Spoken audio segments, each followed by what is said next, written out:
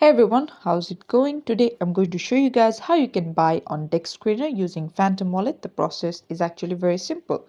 At first you want to head over to your Phantom Wallet, and then at the bottom right you see something map icon. You want to tap on this map icon, and then you want to go into the trending sites and then click on see more.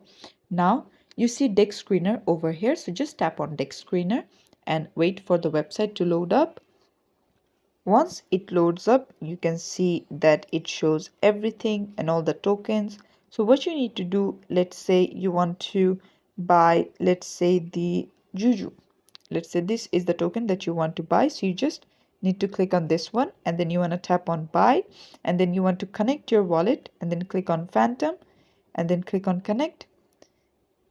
Wait for it to be connected. As you can see, once it's connected, you can easily buy or sell from here, and this is how to do it. Thanks for watching. Please leave a like and subscribe for more tutorials like this, and I'll see you guys in the next one.